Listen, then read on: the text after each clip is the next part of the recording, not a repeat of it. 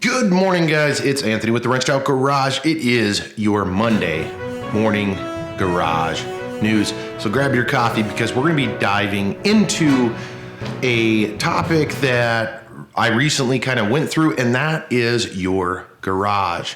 Now, obviously, I moved a bunch of stuff around, painted, and did a lot of things here in the garage, and I thought it was appropriate to talk about your garage and what you do within it, and then some of the supplies, some of the things that have helped me along with having an active home style garage. I'm not talking about a shop. I'm not talking about a living room or anything else. So let's dive into today's topic. But before I do, don't forget, hit subscribe, share, follow, because we drop these videos every Monday, or we try to, and we've got a lot of other really cool content coming soon. So let's go ahead and dive into this. All right, so the garage here has been completely kind of revamped. A lot of paint, a lot of spackle and mud, and a lot of moving stuff around.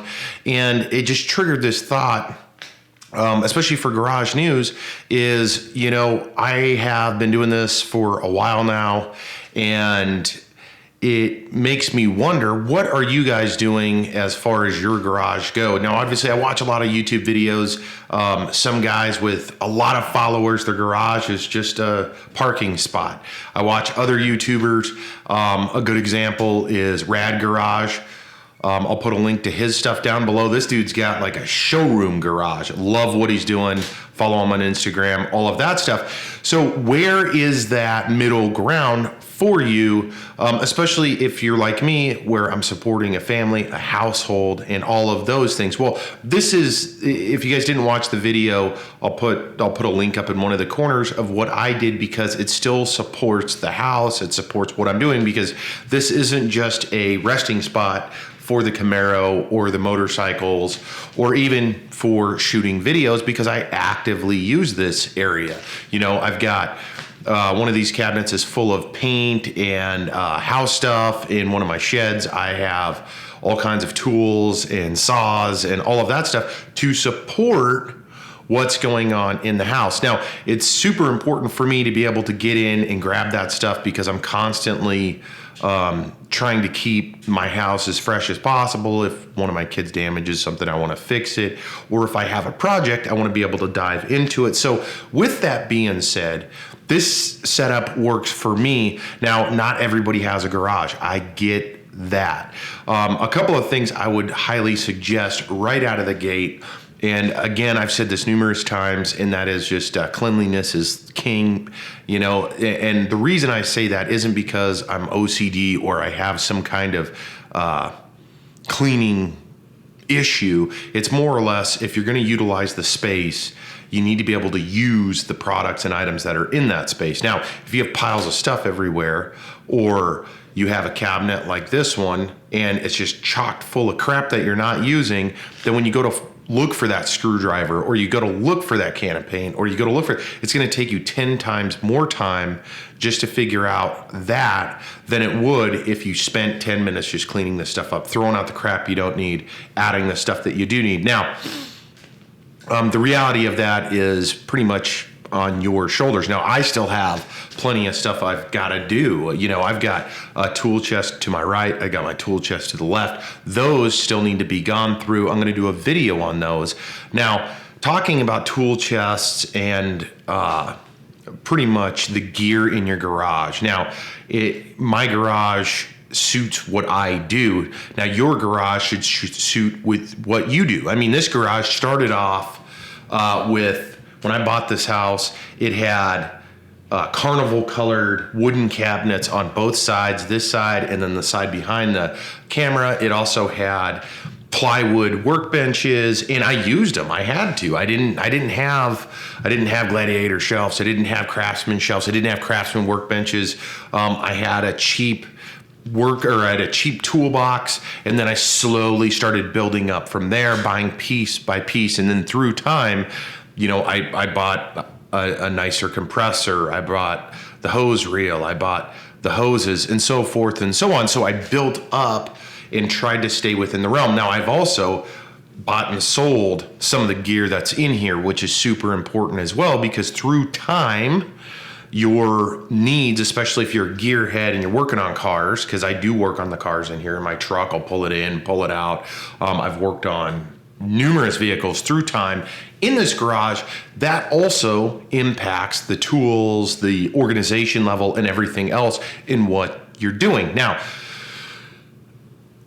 with all of that, there's so many sources of information. You can watch YouTube videos or YouTube channels like mine. You can watch a lot of other YouTube channels where we're talking about this stuff, hopefully inspiring you guys to take a few minutes to dive into your garage and make it suit your needs. Because I'm telling you, if you keep a clean garage, and it doesn't have to be spotless clean, it can be work function clean, which to me, work function clean means you're just putting your tools away.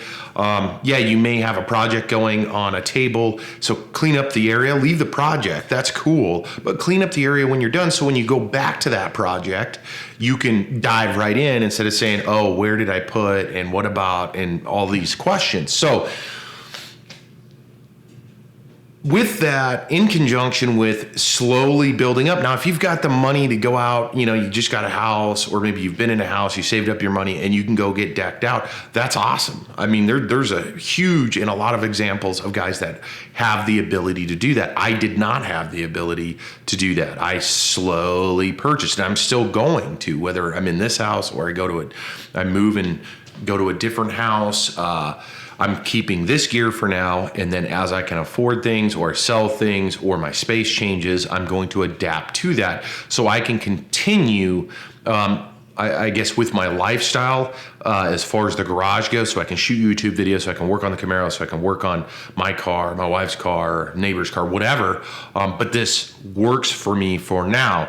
And again, obviously stuff will change with time, but I do take these things into consideration, and I suggest that you guys do as well. Now, I will be going into more details on at least what I do. Again, this isn't, I'm not here to solve your problems. I just thought this was a relevant topic in this time because I recently redid a large part of the garage. Now, again, I'm going to be going through toolboxes, and I'm going to film it. I mean, they're not pretty. I've got my big Craftsman 52-inch to the right of me. I was just in it trying to clean it up a little bit. And then I thought, you know what, here in the next couple of weeks, I'm going to just film it because some of it looks like trash to me. And now I also know that people are like, oh, that's not bad, so forth and so on, or I don't have the money, but you do have the time to go through your stuff. I mean, if you don't have the money for a nice toolbox, and nice is per the person, because I know that there's a lot of guys out there that's like, it's only Craftsman, it's only Mac Tools, it's only Snap-on, it's only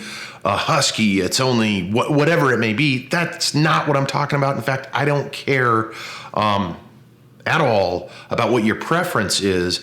More or less, it's just taking the time to do it. Now, again, I'm going to be going into details on the way that I approach this stuff and how I'm going to clean this stuff up. I know there's a lot of other great YouTubers out there that talk through this stuff, but I genuinely, I need to do it, and B, I want to invite you guys to join me on this adventure, because I also will be diving into those cabinets and going through some of that stuff. Some of it's, like I said, I've got a cabinet dedicated to just paint, house repair. I've got another one that has a little bit of automotive and then more tools, and I got to clean out those tools and all that stuff. You guys are going to see it's a mess. I mean, it really is. So let's wrap it up there, guys. That's the garage news for this week. I just thought it was a relevant current topic, at least with my YouTube channel. So I appreciate you guys checking out this video.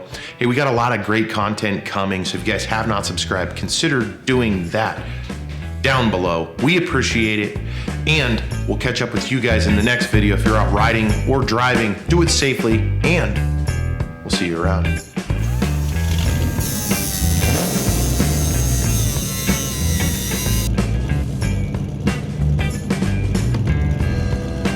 Hey guys, just as kind of a last memento of this one, obviously you can choose, let me move out of the way here a little bit.